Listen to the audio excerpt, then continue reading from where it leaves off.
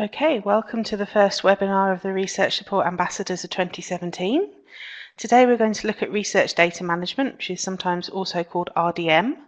So this is something researchers are going to have to consider at a much earlier stage of their research than they perhaps used to, because obviously not having a good data management strategy makes the whole project much harder to manage. Mainly for this webinar, what we're going to do is go through the slides, but there'll be a couple of activities. You'll see that if I can click on the thing, there is a chat box down here. If you can hold all questions until the end, because otherwise it's just me in a room and I'm likely to miss them as we go through, but that's where you pop your questions, and you've already found the poll box up here, so that's fine. I'll put the slides and the recording up on Moodle this afternoon, so you'll have access to them. So don't think you have to scribble everything down, because you'll see everything that you do in the slides. Before I start properly, I just have to say a big thank you to the research data team here in the Office of Scholarly Communication, because I basically took a lot of their slides and adapted them for this workshop. So thank you for making everything available and for doing all the hard work for me.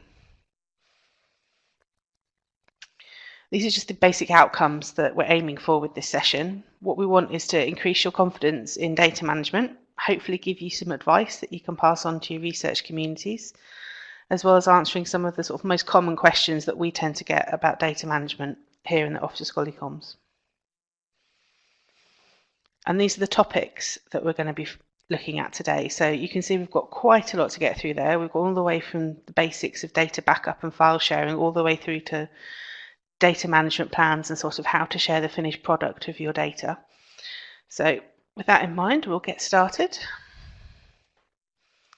So just to check that you're all awake on a Monday morning, we're going to start with an activity. Quite a simple question, you might think. What do we mean when we talk about data? Obviously, we touched on this in the opening sessions that we had in Scholarly Comms 101, but you all come from different backgrounds, so I'm slightly expecting that you'll think about the term data in different ways. So what I'd like you to do is, if you use the chat box down here on the bottom right hand side of your screen, just to answer that question for a couple of minutes. What do you think of? What do you think we mean when we talk about data? What does that word mean to you? Give you a couple of minutes to do that.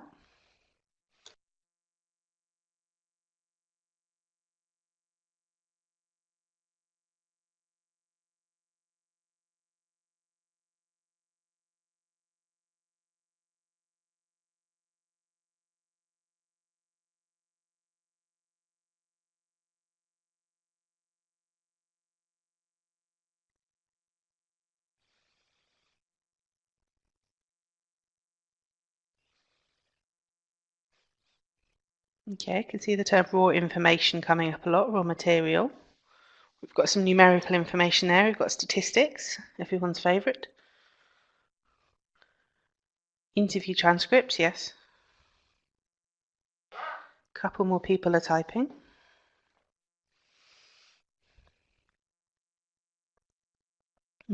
Materials.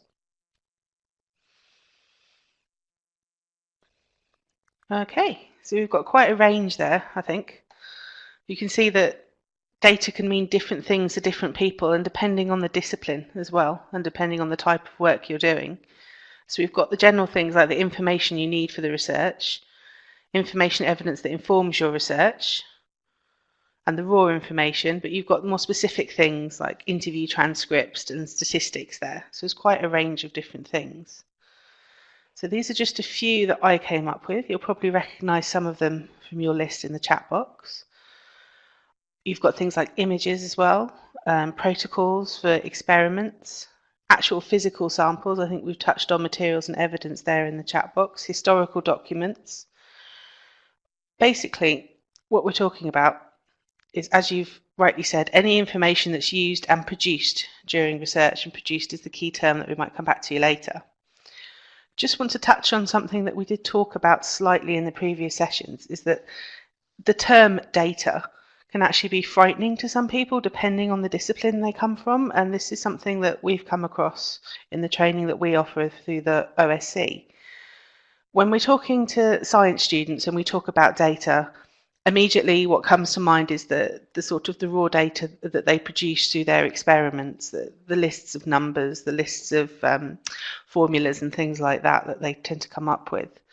But if you're talking to historians or people from the humanities background, they don't tend to think that they deal with data.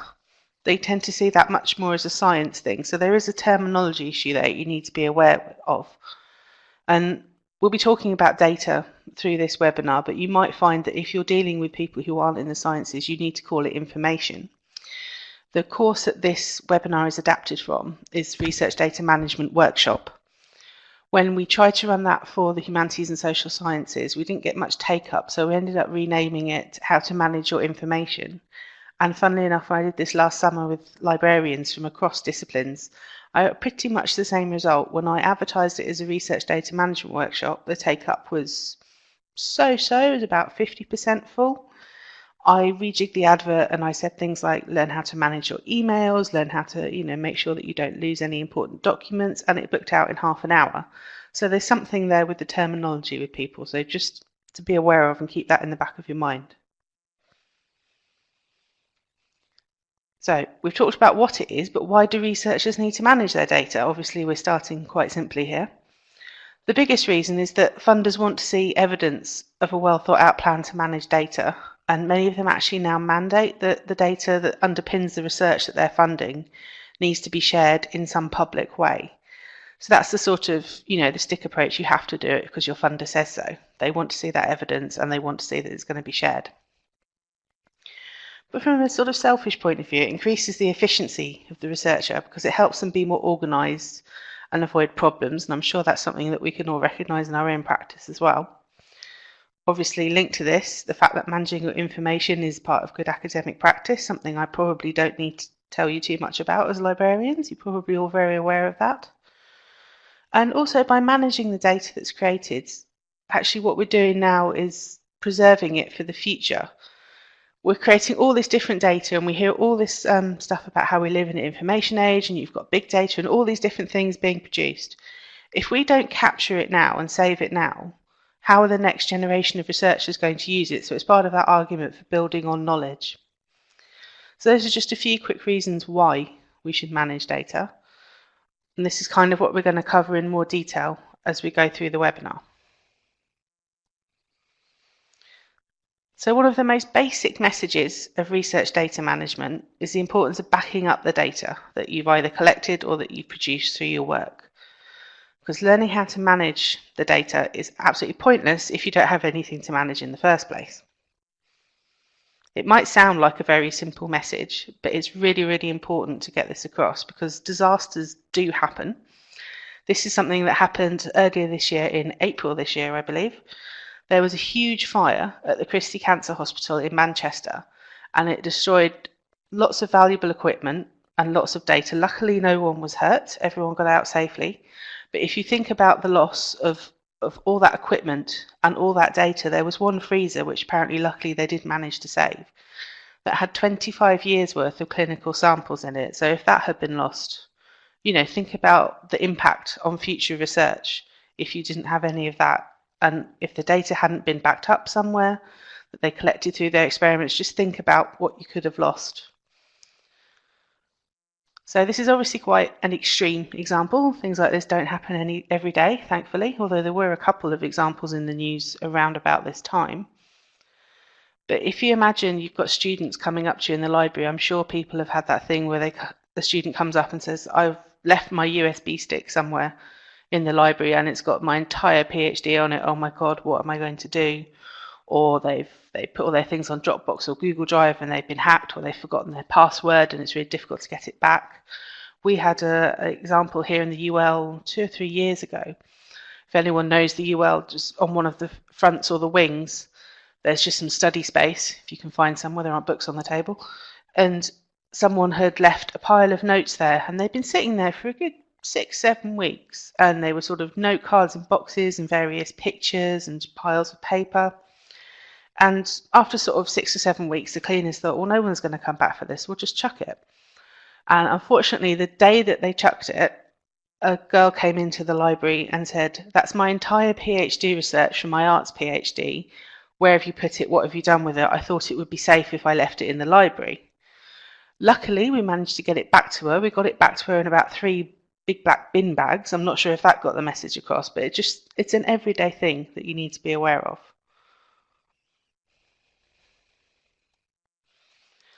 So with this in mind, what's really important is to have a backup strategy for the data that you produce. And this is probably one of the most simplest methods of supporting researchers with their data management. Just a few things to think about. Does your department actually have its own backup system, or your college? So some departments and colleges will actually take anything that's on a computer or a laptop that's on their system and kind of automatically back it up overnight or at certain points during the day. So this is usually done daily basis, weekly basis, depending on where you are. So, even if the worst did happen, if the data was backed up there, you probably haven't lost too much information as a researcher if something goes wrong. It's also quite a simple option because you don't have to think about it. It's all done for you.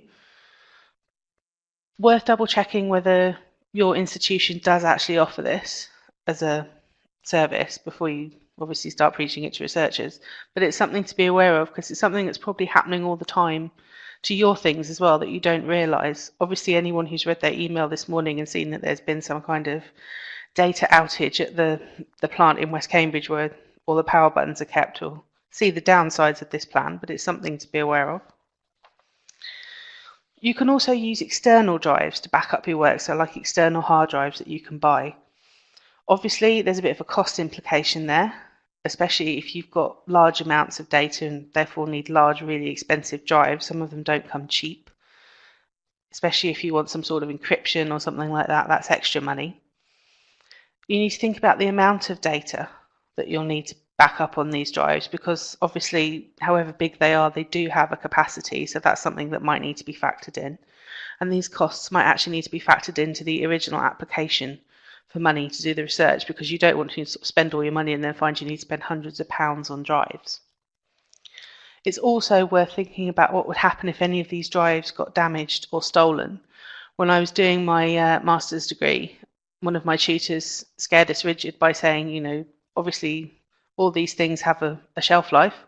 You can use them so many times and then they'll go.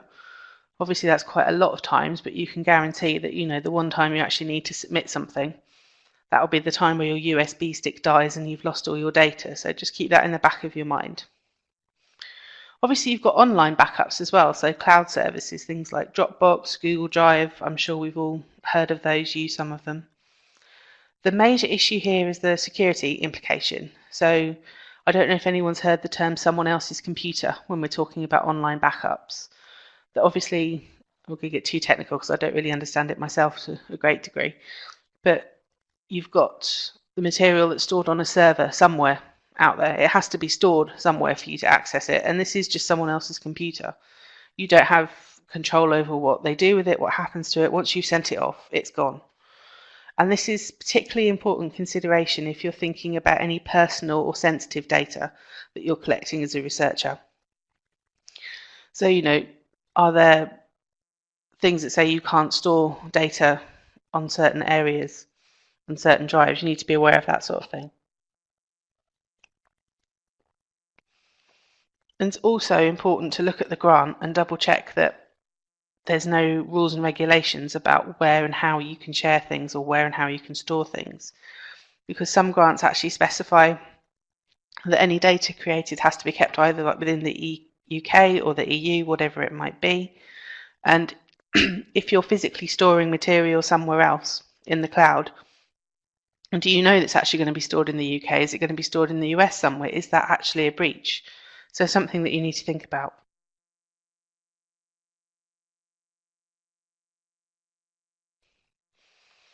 There are also various automated backup services that you can use.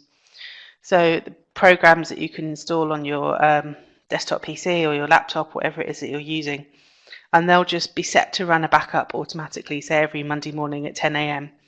And this is actually can be quite a good thing if you've got like a regular meeting or something like that. So if you have a regular Monday morning meeting with your boss or your supervisor, whoever it might be, you can set it up to automatically back up data while you're in this meeting, so you needn't be bothered by it. It does it when you're not there, or it does it a weekend or an evening, whatever it might be. And these are various things that you can install. And UIS, the University Information Service, can advise you further on the particular different services that you can have. Whichever method you choose, I think the key piece of advice is to have at least 2 backups in 2 different locations. And I know that this sounds really simple and really obvious, but it's something that's really easy to forget as well. So make sure you don't store your backups together is the other key message. So we have had cases of people who have come to these workshops and say, well, I back it up on a USB stick and a portable hard drive. And then where do you put them both? I leave them both in my desk drawer in my lab.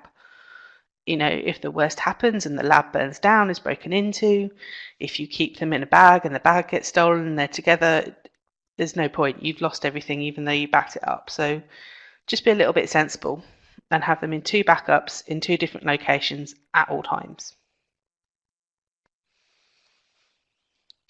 It's also important to get into good habits when backing up data, which I know is slightly easier said than done, because you sort of get to the end of the day and you want to get home, you've got things to do. If your backups aren't automated, it can be an easy thing to forget. I don't claim to be very good at it myself, but you can guarantee that the one time you actually forget to do it is the one time you will actually need something. It's just, is it Murphy's Law, they call it, where it's bound to go wrong. So the best advice I can give is to find a routine that works for you and stick to it. We've got a couple of things here just to bear in mind when you're thinking about that. Think about whether you need to back up all of your data every day, or do you only need to back up certain amounts? Is it just what you've created that day, or do you need to do it weekly, monthly, whatever it might be? One way to think about this is think about the amount of data you would be willing to lose. So if the worst came to the worst and your hard drive was corrupt and you couldn't access, what would what would you actually need? What would you be unwilling to lose? And you can think about that in terms of which data are actually crucial to the work that you're doing. What could you not do without? Is there a certain file that contains results that you really need? Is there a certain document that your entire research is based around? What could you not afford to lose? Obviously, the more often that the data changes, the more frequent your backups need to be. That's almost also goes without saying, but again, that's one of the things that's easy to forget. And I think once that you take into account these tips, you should be able to use them to build the backup strategy that works for you or for the particular researcher. There's no good me sitting here saying this is the one way of doing it. It's rather about giving you and then the researchers the tools to think around their workflow and what suits them, because if you can adapt it to the way you work, you're more likely to remember to do it. So at some point during the research process, it's very likely the researcher is actually going to need to share what they're working on. So that could be with their supervisor, their collaborator, someone else who needs to look at it, their colleagues perhaps. Obviously, the most common way of doing this is via email. It doesn't always work if you're sharing a large amount of information, so there are a few other options that we can recommend. You've got a collaborative tool, so the one that springs to mind is Moodle. So you'll all be accessing Moodle for this course, so you can see that you can upload information, you can share it that way. There's also a website called the Open Science Framework, which I think might be familiar to some of you. Don't let the word science put you off in that, by the way. It's something that we use in the OSC for some projects, I know, and it's a good tool for sort of working collaboratively, and it's built to work with things like Dropbox, Google Drive, things that you're likely to use already. Just remember that with all these tools, you need to be careful of the security settings. It's just something else you need to have in the back of your mind when you're using them. We have a hand raised, bear with me.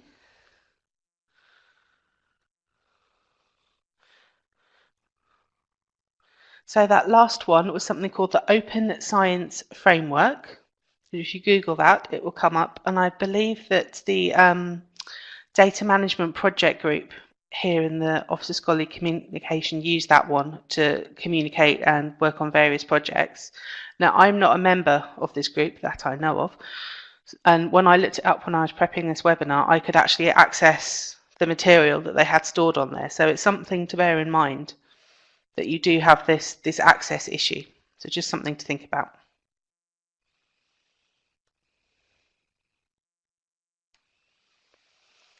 So Cambridge has its own in-house solutions as well that it recommends. So I'm kind of contractually obliged to tell you about these. So researchers can use OneDrive through the university, and if they do this, they actually get a larger storage limit. I believe it's is it terabyte, sort of large version that you can get.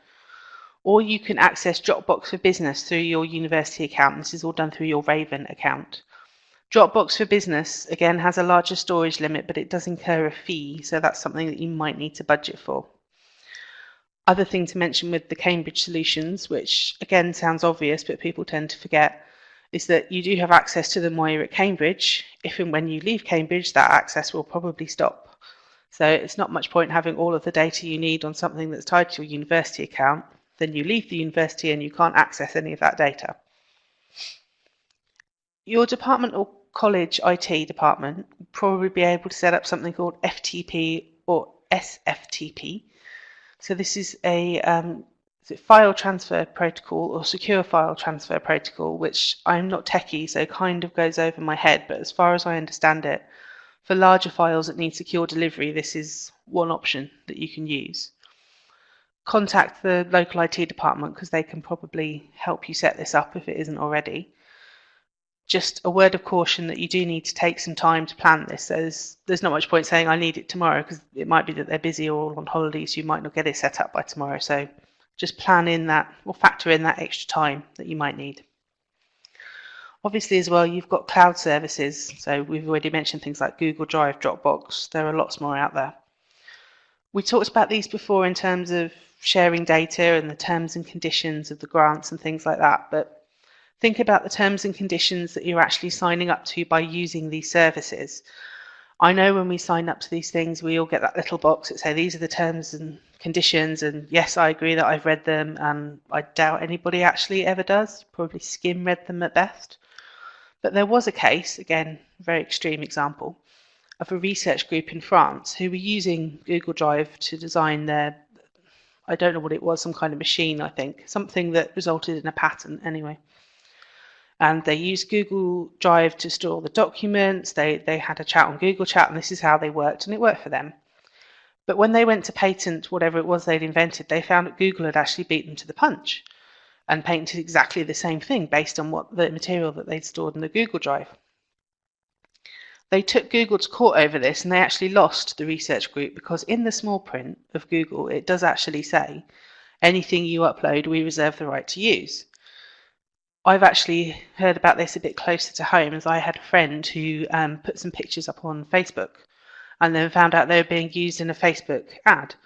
And she said, well, I didn't give you permission to do this. And then Facebook came back and said, actually, by using the site and uploading your materials to our site, you have given us permission to do this. It is there in the small print. So again, these are sort of really extreme cases that you might not hear about every day, but it is just something to bear in mind that sort of illustrates the perhaps pitfalls of using these cloud services. So I've included this slide for information as much as anything else, and this is something that one of my colleagues designed, but it's quite useful, I think. So these are the main services that people tend to use. We've got OneDrive, Dropbox, and Google Drive here, and just a nice, neat summary, I think, of the different areas that you need to be aware of. The key ones that you need to think about are the price. So you'll see that there is a price implication for some of these. And you also need to think about where the files are stored. So OneDrive claims to store everything within the EU, so that might be a better option when your data needs to stay within the EU. And you've also got what types of data can be shared there. So this is quite a useful slide and quite a nice summary to show any researchers that might have questions.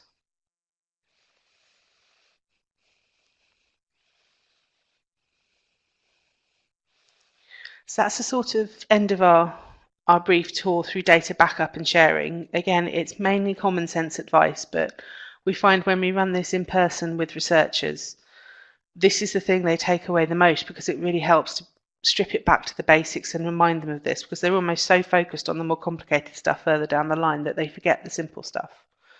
So if you take nothing else away from this webinar, data backup is the one to remember. We're going to talk now about data organisation. Obviously, you're all librarians. This is probably something you're quite familiar with. Having said that, it's quite a nice way, I think, of using the skill sets that librarians have to advise researchers, because you might possibly experience a bit of pushback on the other areas. People say, why are you telling me about this? Data organisation, I think, is one that we can claim as our own as librarians, that we have some idea what we're talking about here. So here she is thinking about how she might want to organise her data. Obviously, different ways of organising it depending on what the data actually is and how you intend to use it. The important message to take away from this bit is to have some sort of organisational system in place. So this woman here, if you look at the picture on the right in the speech bubble, that's actually a picture that my colleague Marta got her other half to take. He doesn't actually do this, but he was doing a science experiment, and for the sort of purposes of using images for these sorts of presentations, he scribbled down the results on the table there. So that's on the lab table, which is great, except then when the cleaning person comes along and rubs it off and you've got absolutely no idea what your experiment results were. He also did some where he wrote it on the glove and the back of his hand, and we have seen researchers do this, which is actually rather worrying. What we're going to do now is just go through some examples looking at both digital files and physical samples and how you might organise these. So, bear with me a second.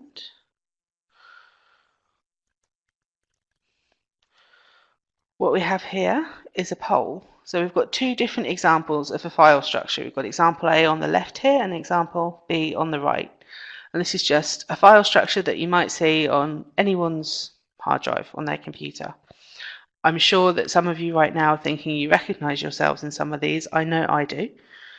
What I'd like you to do is, using the poll box on the right hand side of the screen, just vote for which one you think is better. So I'll just give you a minute or so to do that.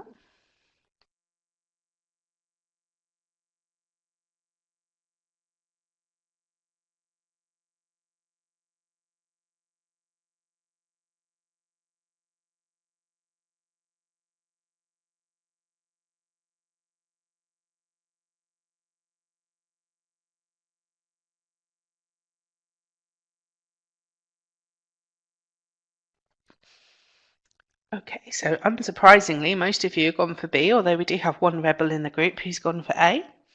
So what I'd like you to do now is use the chat box down below the poll box there, and just say why you've made the choice you've made.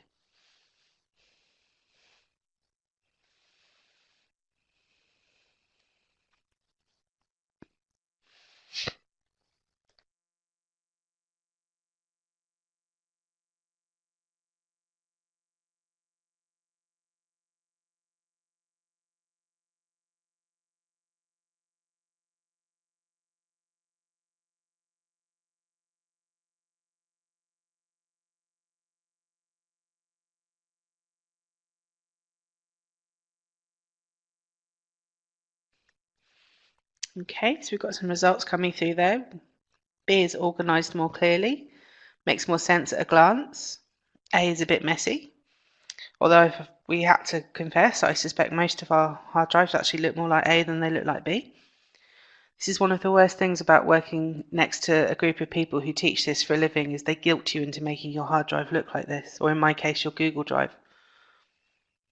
So we've got lots of problems there with A. Experiments and experiments 2. What's the difference between my file and a folder talks? Will cause problems in the future. Yes, definitely. Okay, A keeps materials distinct. Fair enough. So when we do this with researchers, we get roughly the same sort of results, you won't be surprised to hear. Everyone tends to immediately go for B, but I think A does have its plus points as well. So obviously you've all picked up on the fact that B is slightly clearer as a way of doing things, slightly easier to find things faster, I suppose. With example A, if you came back to it 2 or 3 years from now, experiment 1, well, experiment 1 of which project? Or my talk, which talk was it that you're storing things here? Paper submission, PhD revised, these are all quite generic titles. Having said that, you've got, and what happened on the 25th of July? We'll never know. I think these are actually mocked up for the webinar as opposed to somebody's genuine hard drive. But you've got things like experiments and experiments 2. You've got folders there at the top.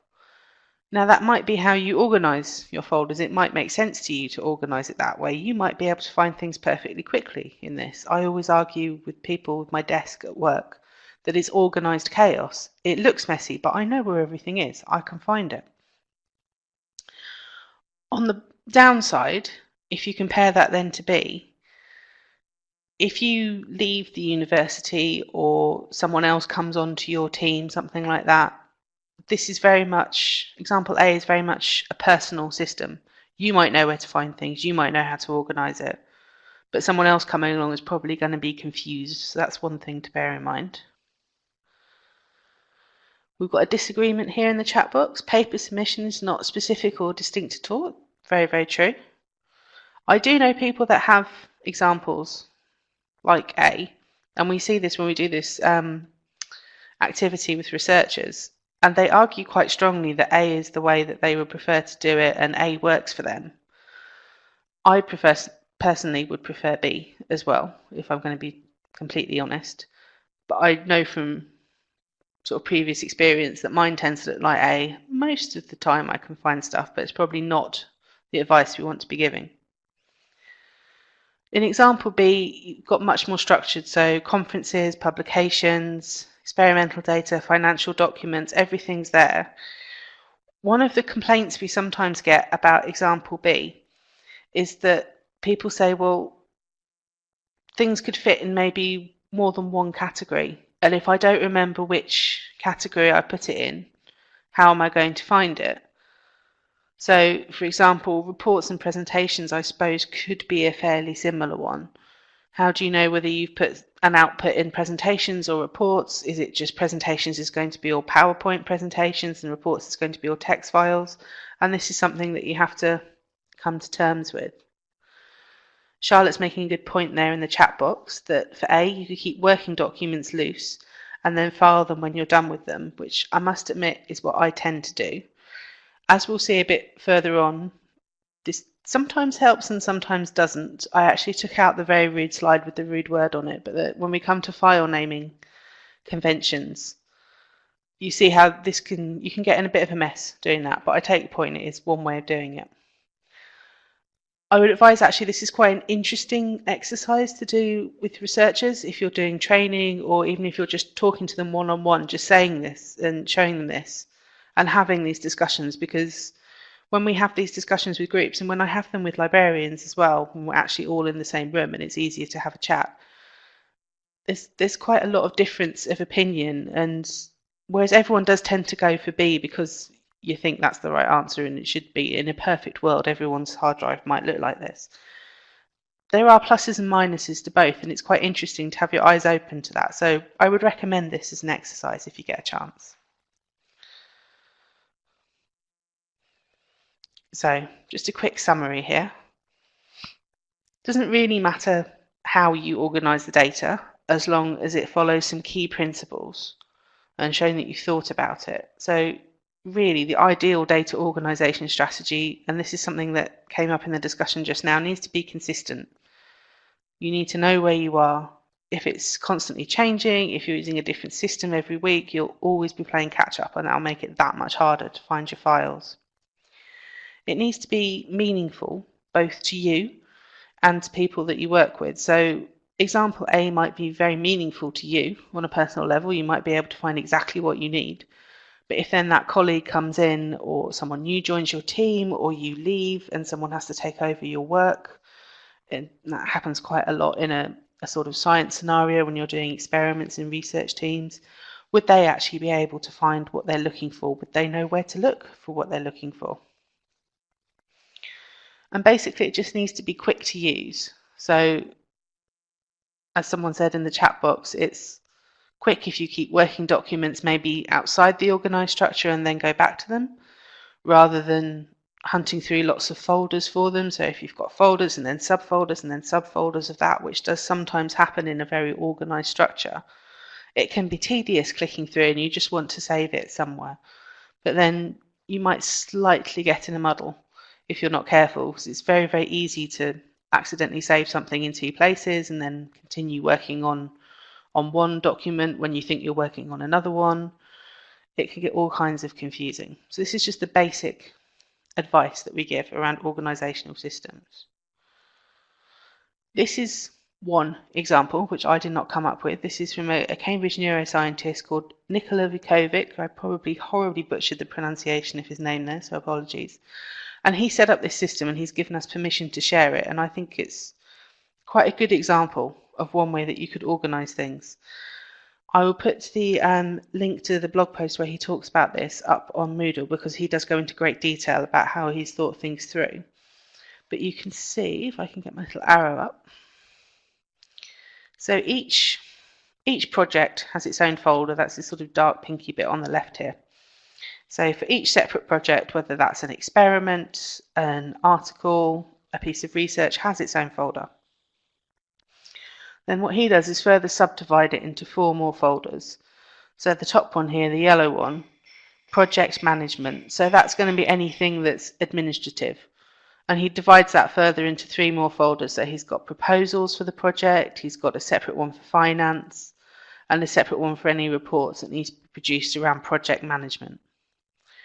Then you've got another subfolder of the main folder here for anything ethical or governance related. So ethics approval, consent forms, anything like that. So that may or may not apply to the type of research that you're doing. You can just leave that one out if it doesn't. And then he's a scientist, so he talks in terms of experiments. So for every experiment, he has a further subfolder. So I have experiment 1, 2, 3, 4, 5, however many he needs. In each experiment folder, he subdivides that again. So he's got one folder for input, so anything that's gone into the experiment, one for data, so that's the raw data that he's pulled out of it, the analysis of that data, and then any outputs from that analysis. And he does that for each different experiment that he does. The final subfolder he uses is dissemination. So this is where the impact comes in and keeping track of what you've done. So if he's done any presentations as a result of that experiment, if he's published anything, or if he's got publicity. So say it's made it into a news story in a newspaper, or it's made it onto a website or something like that.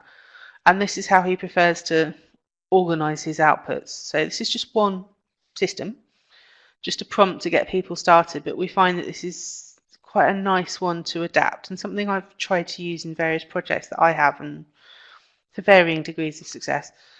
But I quite like it as a basic folder, and it's just something to get you thinking. So some researchers actually work with physical samples. So it might be, as in this picture, something in a lab, or it might be a document that they need to keep hold of. So the organisational system they use kind of depends on the discipline and personal preference, but again, we've got a few tips here. You need to create some maps and keep them up to date, and maps is a term that tends to confuse people when we're talking about physical samples. So just imagine we're talking about something like an Excel spreadsheet. It can be as simple as that, or you can make it more complicated if you know a way to do that, different software that you might use. This is why I'm going to tell you Marta's whale sperm story, because Marta is no longer here to glare at me when I tell people this. So our colleague Marta worked analysing something to do with whale sperm, do not ask me what. Obviously, this comes in quite large quantities, so she had a large freezer in her lab that she was using, and this freezer is where everybody from the entire lab stored all of their physical samples. And what she did was she mixed up, you have the large batch of sperm, and then you have mixtures in various different formulas for whatever the experiment is you're working on. So you might have this sample mixed with this sample in one thing, and then 2 different samples mixed together in another thing. The key to this is in a scientific environment, obviously you want all of these samples to be the same, so when you take further samples from this and perform experiments on them, that variable stays the same. What she did was she created a really simple Excel spreadsheet to say, this is the big batch, these are all the little batches I have, this is what I've taken from the little batch. And then every time she took something, she updated this spreadsheet, and it was much, much easier for her to find what she needed, rather than rootling about in this massive shared freezer in this lab, which was something like -40. So, before her fingers fell off, she was rootling around in this freezer. She could just go straight in, straight to the box she needed, get what she needed, and come out. So it just saved her a lot of time and effort. So however you do it, it's something that works for you, some sort of map, some sort of schedule, so you know where things are. The crucial thing is to keep it up to date, which I know is really easy to forget. But just make sure that you have the records up to date, because then you'll save yourself scrabbling about. It's also important to reference samples. So if you're dealing with suppliers, for example, you might want to put a name on the code of the supplier with the sample, so when you need more, it's easier to get to. Or something as simple as recording a date in a notebook, so a date of when it came in, a date of when you downloaded a document, for example, however it might be useful to you. And also any relevant notes that you feel as a researcher that is easy to keep with the samples or the logs that you're using. Again, this all sounds like common sense, but I think it's something that we tend to forget about. So we talked a little bit about file naming conventions earlier. I will confess this is a screenshot from my desktop. It's not perhaps the best example of file organization that you might see. So it kind of touches on some of the points we made earlier. So for example, you've got handouts there on the left and handouts too. Well, I can just about remember what they were handouts for, but in 3 years' time, I probably won't. Or if I then start doing something that needs more handouts, I probably won't remember what it is. I did a reflective practice workshop, so that's obviously some form of the slides from them, but I don't know which version of the slides it is. Are they the initial version? Are they the version that I then took away and tweaked, building on the feedback I got and changing it around again? I see we also have handout there, and then handouts and handouts too, so I wasn't even consistent naming that. We have something there called article, which is very helpful. And new text document. Which lesson does this lesson plan go with? I have no way of knowing. I suspect that quite a lot of people's desktops look quite like this. I did kind of tweak it around for the purposes of this webinar, but it basically does look like that, so I'm kind of ashamed right now. So you need to remember that file naming is important for you as the individual to get to what you need quickly, but also for other people. So we talked about, when a researcher moves on or when a colleague comes in. The Office of Scholarly Communication sounds a little bit morbid, but we tend to operate on the policy that, we might not come into work tomorrow. And as tragic as it would be if one of our colleagues won the lottery and didn't come into work tomorrow, we still need to keep going. And we need to make sure that we've got access to the documents. So we have a file naming system that we use, which is this one, the TILS Document Naming Convention, which comes from the Queensland University of Technology. And again, I'm not saying that you have to use this system, that you should use this system. It's just a way of getting you thinking. So what we have here, the first part of the document naming convention is this prefix here. So GDL, that means that this particular document that's referencing is a guideline. There are lots of different prefixes. We have PRE for presentation, MEM for memo, GDL for guideline, I can't think of some more off the top of my head, IMG for image, things like that. There's a massive, massive range of them. If you can't find one, make one up. As long as you record it somewhere and it makes some sort of sense, it'll be fine. The next element is the actual name of the document. So this document name here is for the file convention, naming convention strategy. So they've just put TILS doc naming. Keep this relatively brief, A, so it displays properly, and B, just it stops things getting too complicated. It can be really tempting to give something a really long name, but keep it brief and keep it easy. The next element is the version number. So this is where things start getting crucial. So for each version of a document you have, you call it version 1, version 2, version 3, so on. If you're going to use a system like this which uses version numbers, what you need to keep in mind is fairly early on you need to decide as a group, as a team, as an individual, however it might be, how you're going to define a new version. So is it, for example, when you make any slight change is a new version, in which case you could end up with lots of different versions. You could end up to version 25. Or is it only when you make a significant change? And what constitutes a significant change? So these are just issues to be aware of in the back of your mind. The final element we have here is the date element. So it's in year, month, date format. And there's a reason for this. It's so that when you file everything together, you should, in theory, be able to see the most recent version of a document. So imagine that said 2017, and then 08 for August, and then 14 there. So that would be the most up-to-date version of the document we could have. And it's just a quick, easy way of finding it. What some people do as well is add the initials as an extra element here. So that will be the initials of the last person who worked on the document. If that is important to you, if that's something that you need, then you could add them. But it really, really depends on the team and how you want to do it. The crucial element of all of this, if you can see, is the underscore. So between each different element, you have this underscore.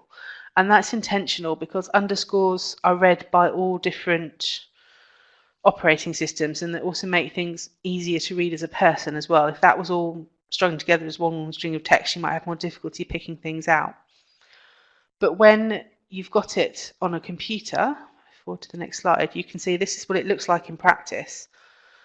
And so for each individual training session that we do, it has its own folder. So it has a date and what the folder was. So that was a presentation workshop, that was an RDM workshop, and so on. And then if you dig further down into the folder, if you order everything, you can see all the guidelines appear together. Further down, all the presentations appear together. So that then saves you time when you're going through. You'll know you're looking for a certain presentation from a certain event. You can go straight to it. And you can also see here, we've got the different versions. So version 4 appears at the bottom after version 3. That one in the middle there is a PDF version of version 4. So you've got version 3 of the PowerPoint, version 4, and when it was worked on. So you can go straight to the latest version of the presentation, but you've also got all the previous versions there for backup purposes, for reference purposes, whatever you might need them for. We tend to use this system because it's really, really easy to follow. Another thing we do is we put the file name of the individual file on the document somewhere, so we always know, you know, I'm holding the notes now for this webinar, and I can see on the bottom this is version 3 of these notes that I did on the 11th of August. So this is the latest version of the notes, and I know I have that in my hand. So just something extra there to be aware of. Someone has asked, does a very long name cause some problems with some programs? It can do, I suppose. One thing that I tend to find, if the name is very long, so if this bit here is very, very long, depending on how you've got your computer set up, it sometimes cuts off the right-hand side, so it can then be a bit of a faff to try and sort of scroll around and see which is the last version, just to make absolutely sure the version that you're after. I would go for short and sweet and short and simple. I don't know how it affects different operating systems. I know we use both Macs and PCs in the office, and we've not had a problem, but I suppose it is something worth keeping in mind.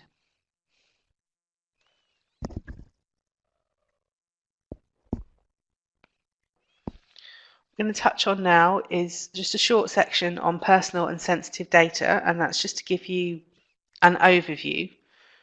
Obviously, different researchers might collect different types of data. Probably quite a lot of them don't realise that they're collecting personal data because they think talking about something like medical records or bank details, but the actual definition itself is much broader.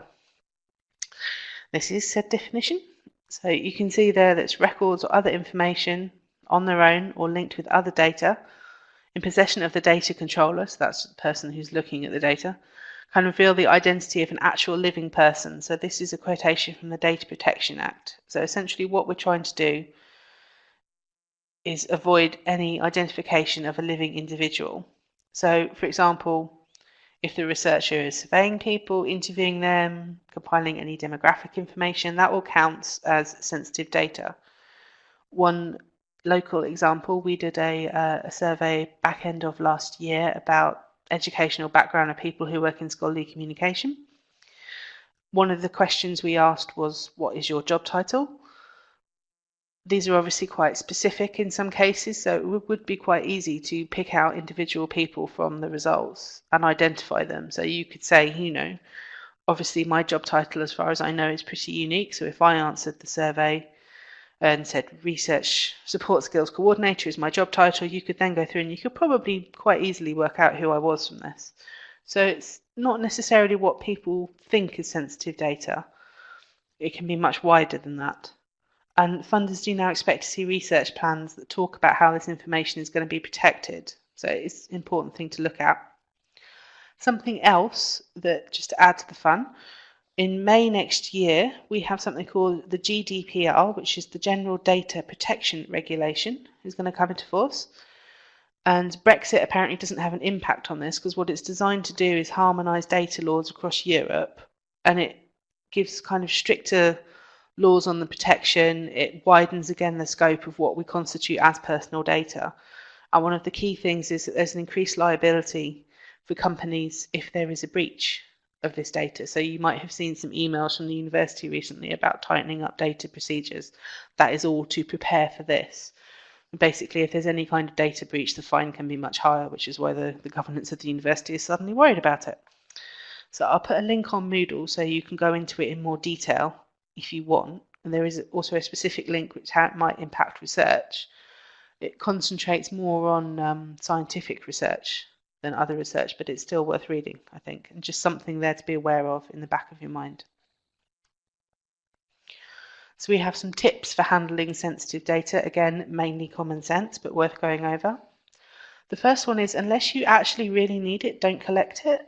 I'm sure we've all done surveys that ask for things like your date of birth or your gender, which is its own minefield right now. But if you don't actually need that information for your research, then don't ask for it. So, if you're going to analyse the proportion of people who identify as female to the proportion of people who identify as male in the library profession, then yes, you're going to need to learn to ask for it. But if you don't need to know that for the purposes of your research, then don't put it on there. It's one more question that people are going to have to fill out, so they probably won't want to do it.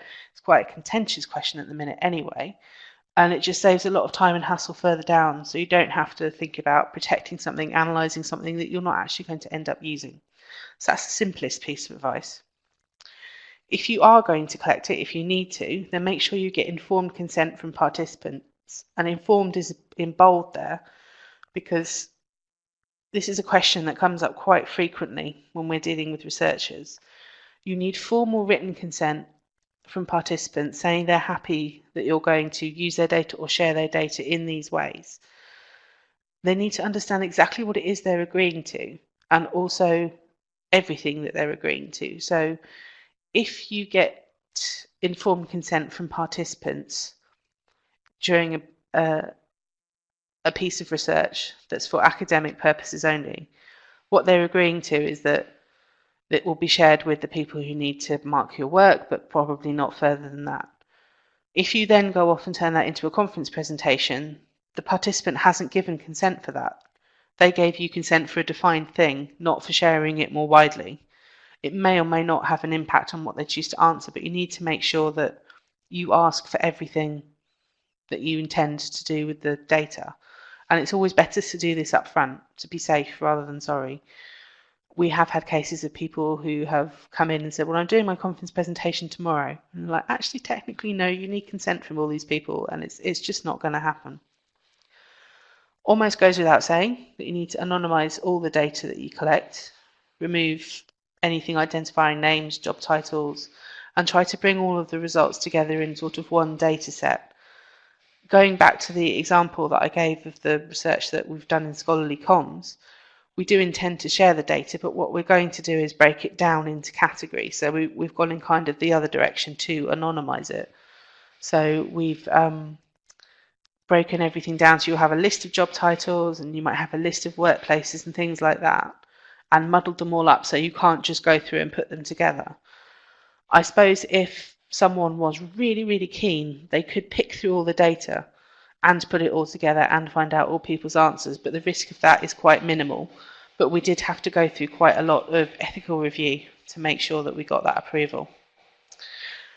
Make a plan to store the data somewhere secure, and also have plans for disposing of it after the research. So this comes into slight conflict with data sharing, which we're going to talk about in a minute, but make sure that the data stays protected and think about how long you need to keep it for. And if you can destroy it or are going to destroy it, be explicit in saying when and how you're going to do this. Funders expect to see something like that outlined in the plan. Another thing you can do is, when you're sharing data, is to use what they call managed access repositories. So these are repositories of data that aren't openly available. You need some sort of permission to access them, rather than anyone can just go in there and access it. So again, it's that extra layer and level of security. So now we're going to move on to talking about something that's probably quite new for a lot of researchers, which is sharing their data. Before we start, I thought if you can use the chat box, just suggest a few reasons why you think researchers might share the data that they're going to produce. I'll just give you a couple of minutes to do that, and hopefully the drilling will have stopped by the time I turn the microphone back on.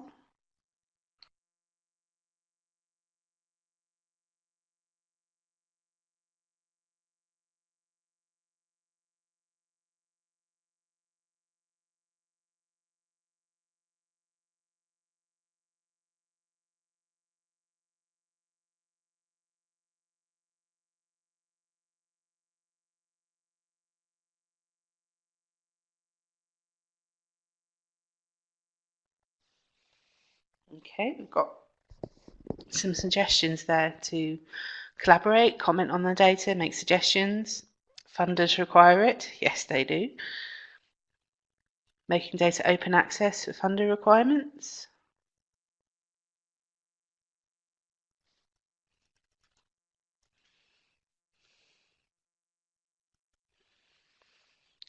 Exchange of ideas.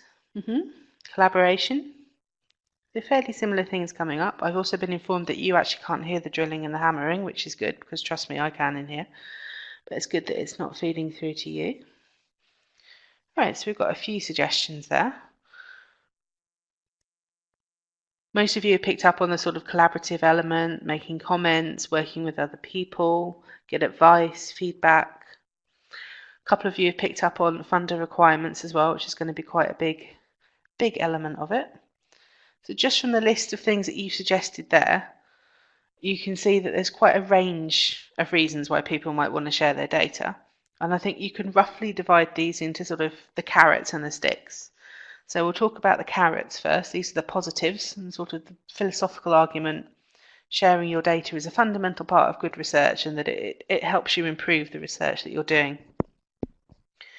So to sort of give you the tried and tested line, scholarship relies on the principle that researchers share their findings in order to move knowledge forward. So that's kind of the overarching, the thing that the Office of Scholar Communication will preach, and open research and all these good things. And obviously sharing the data that underpins perhaps the finished publication, the journal article, the book, whatever it might be, in its own way helps contribute to the creation of new knowledge, because people can come along and look at that data and use it to help them in their work. On a sort of more basic level for researchers, the more information that you share, the more likelihood it is that you'll get cited, and this does apply to data as well. So if data is properly shared, it can be cited, increased impact for the researcher, everyone's happy. Plus, another kind of selfish reason is, once the data is out there, you're less likely as the lead author on a paper to get annoyed with all these emails asking you to see the data. So you can just point to it and say, it is here, it's staying there, go forth and use it as you like, rather than getting all these emails that you have to filter through. And to some people, that is a major concern. A quick note about sharing negative results here as well as positive ones, and I know that this is something that librarians have perhaps embraced more than the research community has, which I think is a good thing. It's important to share negative results, because with all the research groups that are out there and all the work that's being done, it's highly likely someone else somewhere is working on the same problem. Particularly if you think about science experiments, you've got years of research that's been wasted in effect, because trying to prove something that won't work, and it happens over and over and over again. And someone 20 years ago might have proved it doesn't work and it's never going to happen. So why keep reinventing the wheel, essentially? Unfortunately, journals don't always want to publish these negative results, and there is that perception that it doesn't help. And researchers do have to consider their career and their outputs and their impact and things like that. So there is a bit of a conflict there. But I think with open access and sharing things online, it's become easier to do these things. So people should really try and do it if they can. Finally, there's something you might have heard of, which is called the research reproducibility crisis, which is very hard to say. So again, this particularly impacts sciences more than humanities, although it's spreading. And it's the idea that another person should be able to repeat the experiment or the research that you've done and come out with the same result. To do this, it's vital that they have the data from the experiment or whatever available, so they can check that everything is matching and is as it should be. Apparently, at the moment, more than 70% of researchers have tried and failed to reproduce research from other people, and actually, more worryingly, more than 50% have failed to reproduce their own work using the same data and the same processes. Being able to sort of reproduce research is vital because it helps to promote rigorous science and make sure that integrity of research is being preserved, which is something we'll get on more to in a minute, because there have been issues about people not sharing research and the implication that that's had on the sort of integrity of their work. So those are the sort of positive reasons. I couldn't find a picture of a stick, so you've got a picture of a pointy finger instead. You've also got the reasons that people have to share their data. So one thing that I should touch on is that it helps prevent misconduct. And there have been quite a few high-profile cases of this recently. There was one in Japan, which is called the STAP case, S-T-A-P. And this was, I don't really know the technicalities of it, turning ordinary cells, if you like. These researchers claimed they had found a process which turned ordinary cells, through doing something with acid, into stem cells, which could then be used for experiments. Now, this was a big thing when it was published a couple of years ago in Nature, which is a big journal, hailed as a major scientific breakthrough.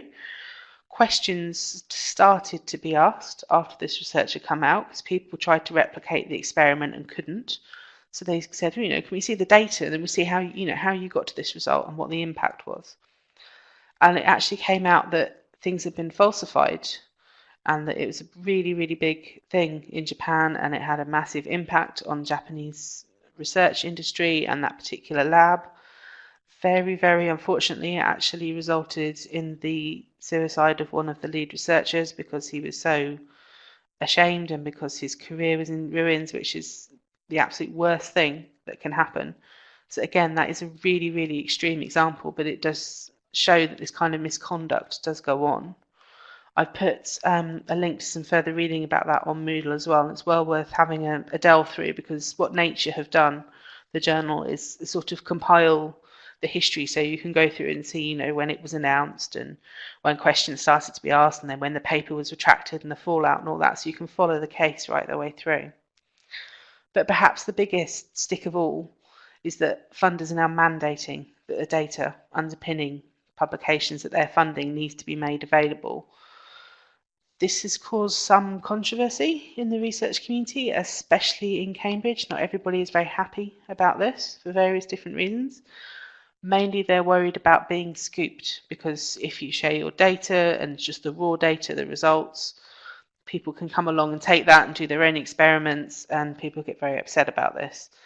Plus it's just yet another thing that they have to do in all this research process and all these different things that they're expected to do for their money, and they probably haven't got time. So it does cause some conflict.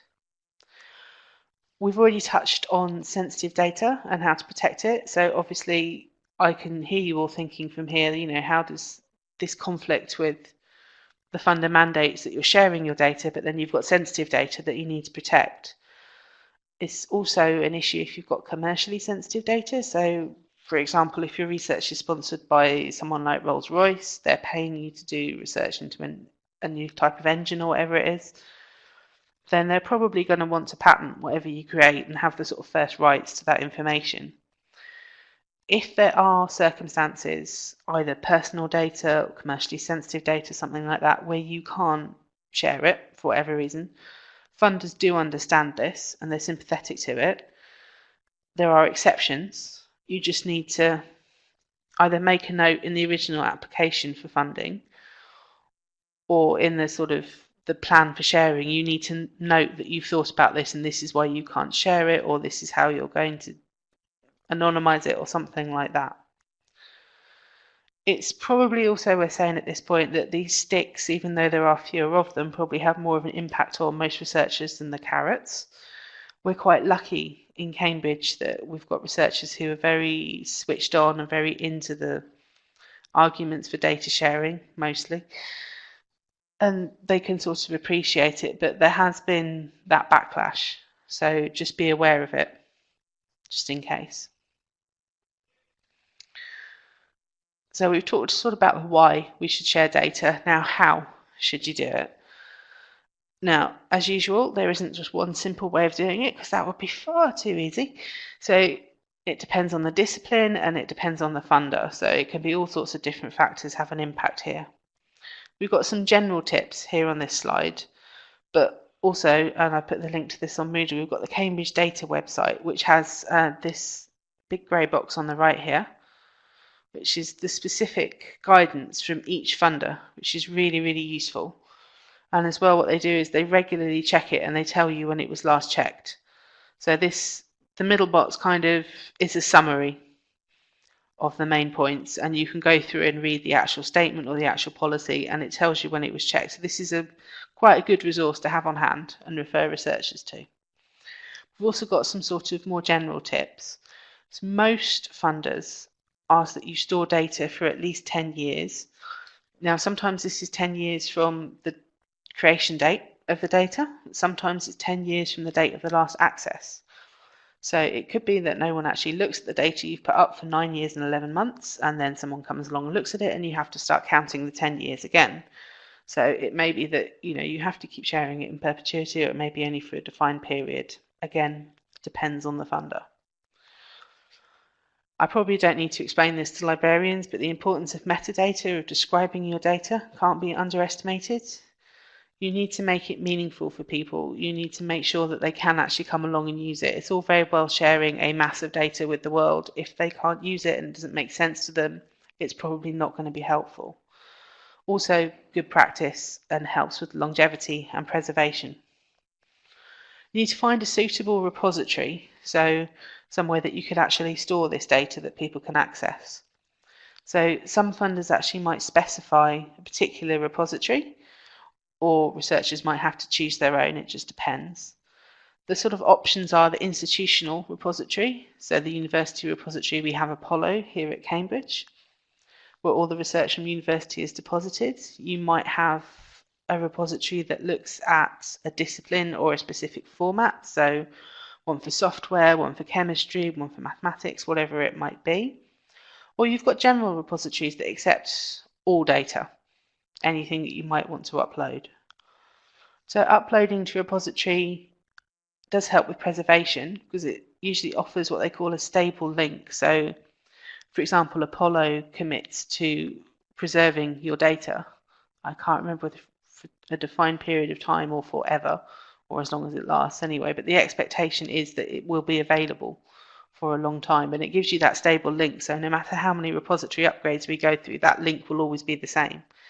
So you can add the link to your publication, and then people can always access it no matter how many times the repository changes.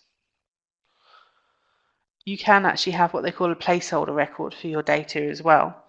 So if you're doing your publication and you want to link to the data in the publication, but the data is not actually uploaded anyway, you haven't faffed about with it, put the metadata on, etc., then we can do like a placeholder record. So you can put that in your paper, and then they can come along again and upload the data when you're ready, and it will all match up.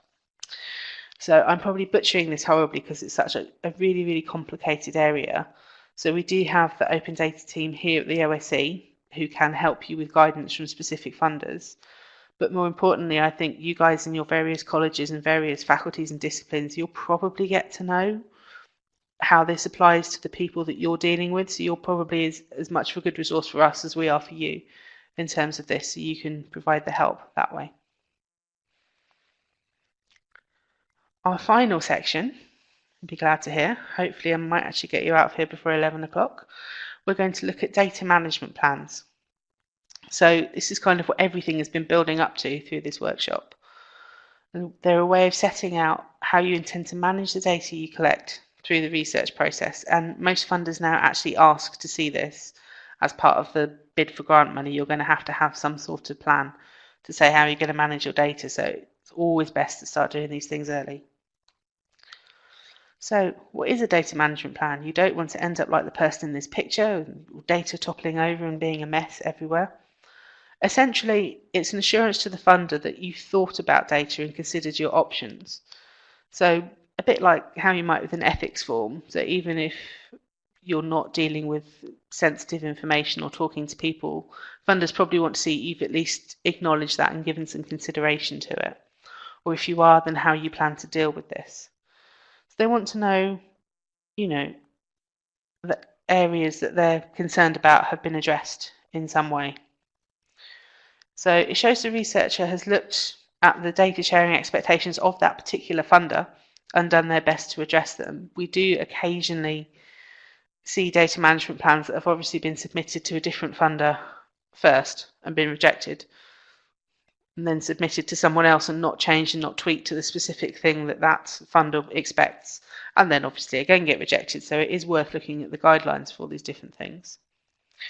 The plan also needs to show that the researcher has followed sensible guidelines for data management, so basically everything that we've been talking about for the last hour or so, and that I said that they're prepared to share data, but that they've at least thought about how they might share it. So funders with the whole open access, open research philosophy behind them are saying that they want to share data as widely as possible, so they want to see that researchers have given some kind of consideration to this and have thought about it, and if they can't, have noted reasons why they can't and just paid it some consideration. What does a data management plan actually cover? And I put DMP in the header there, which is something you might see data management plan shortened to. So essentially, it's everything that we've been talking about. So the type of data that they're going to collect, how they're going to store it, how they're going to back it up, how they're going to use metadata, which specific standards they're actually going to use on their metadata. If there is sensitive information, how is this going to be dealt with? How is it going to be stored? How is it going to be kept private? And how will data be shared? And that's both between the collaborators, so thinking back to how you're communicating it to the people you're working with, and also the wider world. How are you going to share the finished product with people out there? The crucial message with all this really is to start early, because it gives you time to make sure you've got the technical resources you need, so access to storage space. It's all very well saying that you're going to produce all these terabytes worth of data. If you haven't got anywhere to store it and you suddenly find you need to buy all these hard drives and you haven't got any money, it can be a nightmare. You need to think about backing up your data as well, and starting early gives you a chance to build that strategy into your workflow for your research project. It gives you a chance to think about the ethical requirements, the sensitive information, and again, go as wide as possible with this. Don't just be too narrow in your approach. Don't assume that you don't have sensitive information when you're actually collecting all this demographic information. And it gives you time to fix any problems, so nothing ever goes smoothly. That would be far too easy. So you'll probably find that you need to tweak something or change something, and starting early just gives you a chance to do that.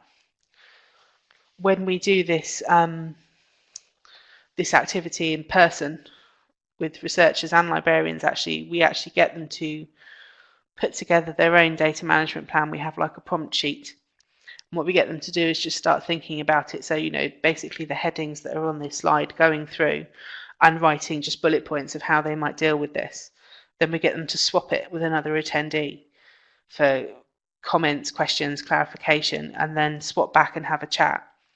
And at the end of it, we say, well, you've got your first peer-reviewed data management plan. You're sort of one step further on in your research. And that's also a very, very good activity to do with researchers because they really like it. Happily, there's other help available out there for you. So this is a screenshot of the Cambridge data group data management plan support page. Trips off the tongue.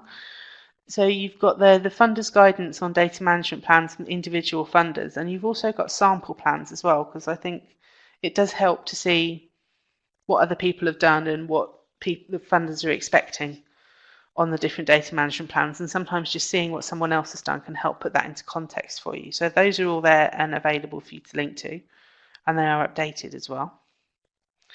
There's also a tool called DMP Online, and this is a support service that was set up by the Digital Curation Centre.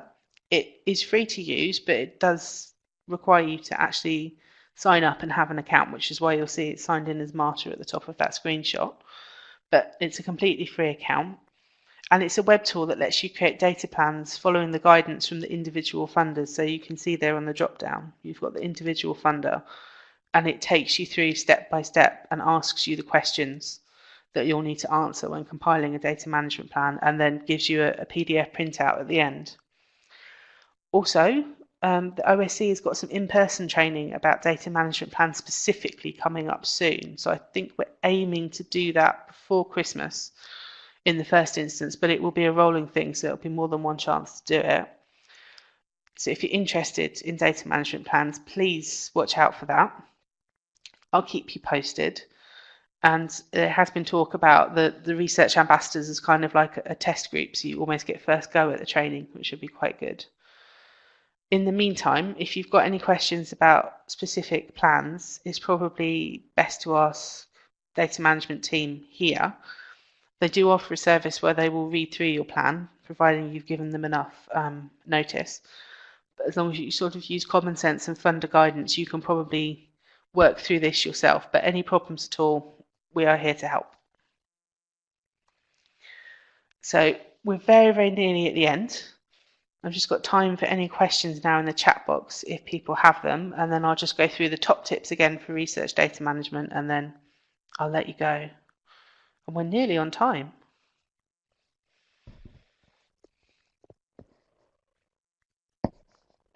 I see someone is typing.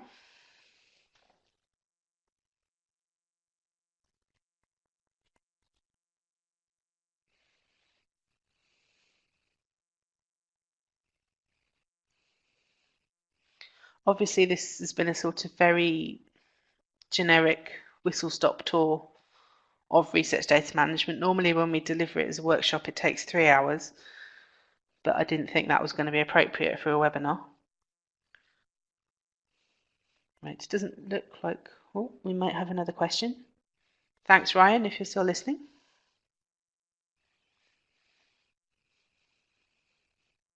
Yes, the slides are going up on Moodle this afternoon. They're ready to upload, so they'll be there, and I will process the recording, which will take about an hour and a half, and then as soon as that's done and uploaded, it'll go on Moodle. She should have it by the end of the day, she says, fingers crossed, as long as all the technology wants to work.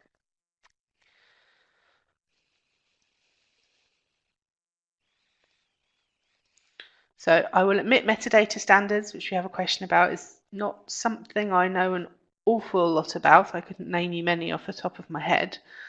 So there are various different types of metadata standards. So if you think about it from a cataloging point of view, subject headings that we use might be one, Library of Congress subject headings. That's one kind of metadata standard that people use, but there are all sorts of different types, especially in the digital world where you've got all this digital information.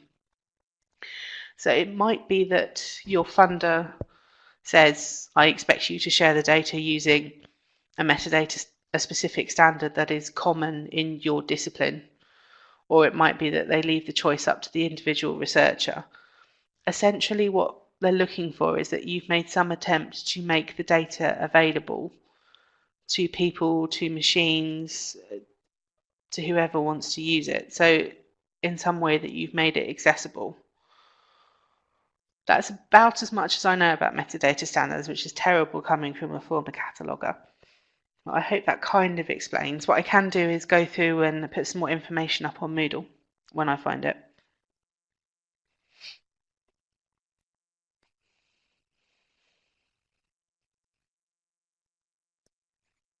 Okay, so that looks like the end of the question. So I'll just give you a few top tips to leave you with there.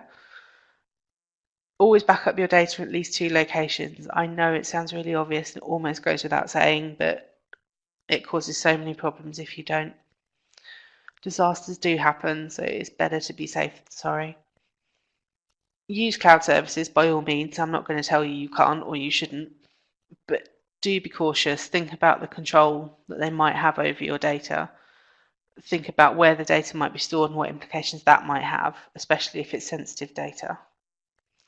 The important thing, I think, is find some system of organisation and sharing that works for you and works for your funder, crucially, and make sure that you use it, because if you get into good habits early, then it's going to help you so much further down the line. And also start planning data management and sharing either formally or informally really, really far in advance, because you never know how much time this is going to take, and you don't want to be, it's like doing your bibliography, you don't want to be doing that at the last minute when you're trying to do everything else. You can't retrospectively manage your data. It's something that you need to do in advance.